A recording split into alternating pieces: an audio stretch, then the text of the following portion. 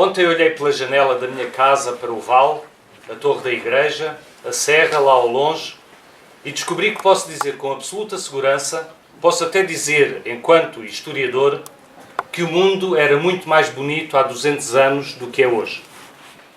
Estava a ler o diário da viagem à Itália de Goethe, 1786, e reparei que as suas apreciações acerca daquilo que via coincidem fundamentalmente com as de muitíssimos viajantes que escreveram sobre as várias regiões da Europa no século XVIII. Tais viajantes eram quase todos provenientes da Europa do Norte. No Sul não se faziam relatos de viagens sem intuitos utilitários, militares ou diplomáticos. E não se tinham nenhuma curiosidade sobre o aspecto visual do mundo. Ou seja, vivia-se ainda uma condição pré-moderna, ao menos em parte. Os viajantes do Norte, pelo contrário, não se cansavam de observar, admirar, desenhar e pintar. Todos se queixavam do desconforto das casas e estradas, da sujidade das ruas, mas a ninguém parecia que o mundo fosse feio ou desarmonioso. Em Nápoles e na Sicília, Goethe sentiu a impressão de ter chegado ao paraíso. No início do século XIX, o militar inglês Walter Henry descreveu os campos perto de Coimbra como a coisa mais bonita que tinha visto em toda a Península Ibérica. Pode argumentar-se que se trata de impressões que não refletem uma realidade objetiva, mas apenas os princípios e preconceitos estéticos desses observadores, e que a ideia de belo tem mudado muito com os tempos. Mas não tem mudado assim tanto. Ou melhor, só começou a mudar precisamente no final do século XVIII. Os homens e as mulheres de 600 e de 700 eram educados no culto da harmonia clássica. As coisas devem ter princípio, meio e fim. A simetria e o equilíbrio entre as partes devem prevalecer. Apreciavam também aquilo que na altura se chamava o pitoresco, a variedade das formas e cores dispostas como que por mão de artista. E viam a harmonia clássica e o pitoresco por toda a parte por onde viajavam na Europa. A sua concepção do belo ajustava-se àquilo que viam.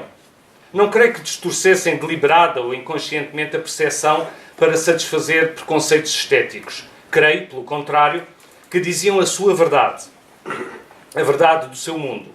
E que o nosso mundo já não pode ser apreciado com as categorias que eles utilizavam. A harmonia, o equilíbrio, o pitoresco. De acordo com tais categorias, o nosso mundo é feio. Quem, no seu perfeito juízo, pode falar de harmonia a propósito de Nápoles ou dos arredores de Coimbra?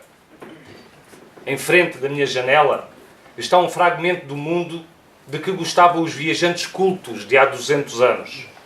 Apesar do pinheiro bravo e do eucalipto que despontam nas encostas, vejo paisagens de vinhas dispostas em carreiras, caminhos afeiçoados ao relevo e aos ribeiros, pequenos muros, copas de castanheiros, nogueiras, carvalhos, uma paisagem feita e refeita pelo homem com gosto e cuidado.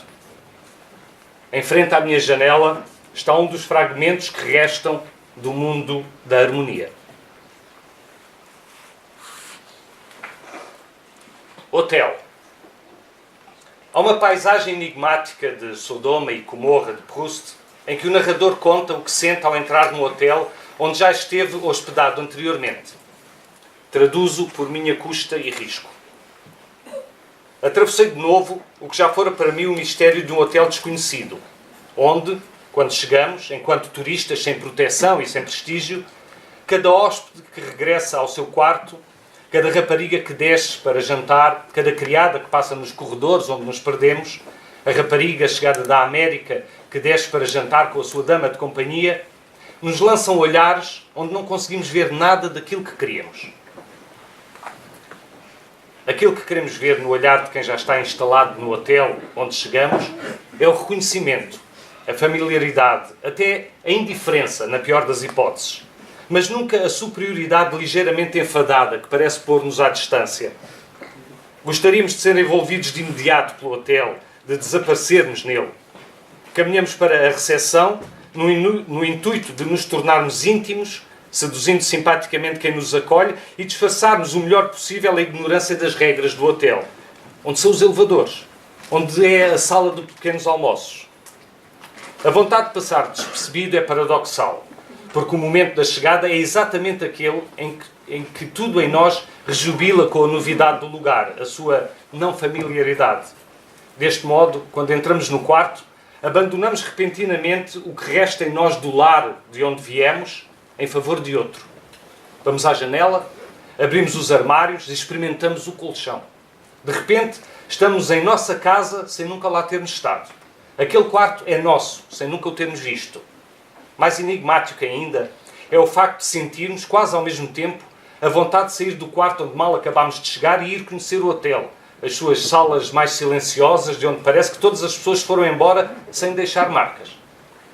Vencida a difícil prova descrita por Proust, durante a qual enfrentamos o olhar de hóspedes e empregados e nos cruzamos por 2 vezes com a mesma rapariga que desce para a sala e que uma vez é americana e outra não, sendo portanto uma e também 2, estando em toda a parte no hotel, como quem lá esteve sempre, passado esse momento embaraçoso, já não se trata de conhecer, mas, como sugere Proust, de reconhecer o hotel, ainda que seja essa a primeira vez que lá vamos. A seguir, valerá a pena dizer que não podia ser de outro modo, o nosso desejo leva-nos a sair do hotel, munidos ou não de um mapa da localidade, agora definitivamente livres do lar, porque estamos seguros de que podemos regressar facilmente ao novo lar, que é o hotel. A vontade de sair do hotel, tal como a vontade simultânea de nele ficar, esclarecem muito bem a complexidade do nosso sentimento de pertença a um lar. Um sentimento que é ao mesmo tempo inevitável, misterioso e inquietante. Em todos os lares, como em todos os hotéis, há desconhecidos e desconhecidas que descem ou sobem escadas e olham para nós com olhos mudos.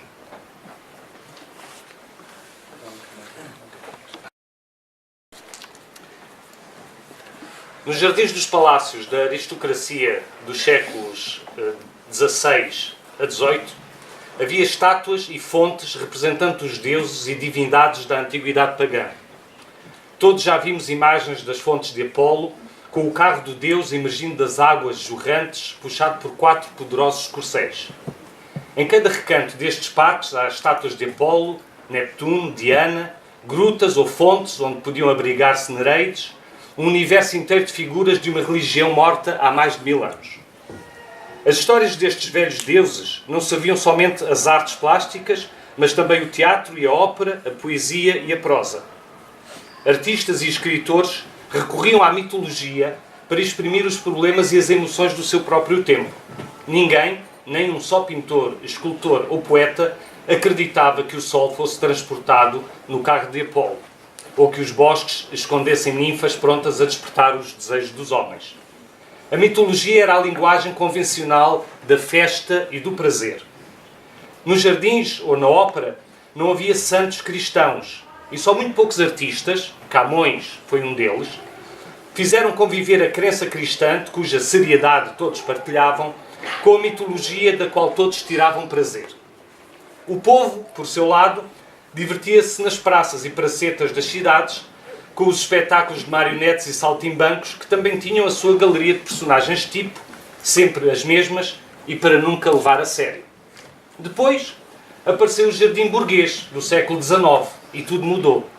Veio a verdade. O jardim burguês é um jardim sério, empertigado, cívico, laico, republicano ou constitucionalista, crente na educação e nas suas virtudes, pronto a apostar tudo nas qualidades intrínsecas da espécie humana. Temos o jardim botânico ou zoológico, dedicado à ciência, com maiúscula, o jardim histórico e político, abrigando bustos e estátuas de grandes homens, o jardim cívico e urbano, no qual a burguesia passeava, ouvia a música no coreto, conversava, tomava chá. Hoje, o jardim burguês foi varrido da história e ninguém parece já respeitar os seus valores. Os velhos jardins da aristocracia, por seu lado, foram transformados em património, ou seja, embalsamados. Mas o povo reinventou o jardim da convenção mitológica, das figuras e histórias com as quais se cria o universo da diversão. É isso que são os amusement parks, ou parques temáticos, animados por figuras e histórias nas quais ninguém acredita, desde as personagens criadas por Disney aos super-heróis, passando pelos heróis de sagas sucessivas, da Guerra das Estrelas em diante, e culminando nos dinossauros, o único bicho criado por meios digitais que a história conheceu. Os requintados jardins dos palácios da aristocracia setecentista, onde se ouviam pássaros, conversas discretas e talvez o som suave de um quarteto de cordas tocado ao longe, foram substituídos por lugares onde a multidão, o barulho e a cacofonia das cores dominam soberanamente. O povo fez os seus jardins e encheu-os com a sua mitologia.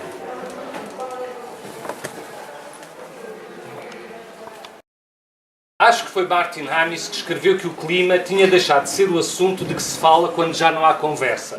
O clima, disse ele, passou a ser o próprio assunto da conversa.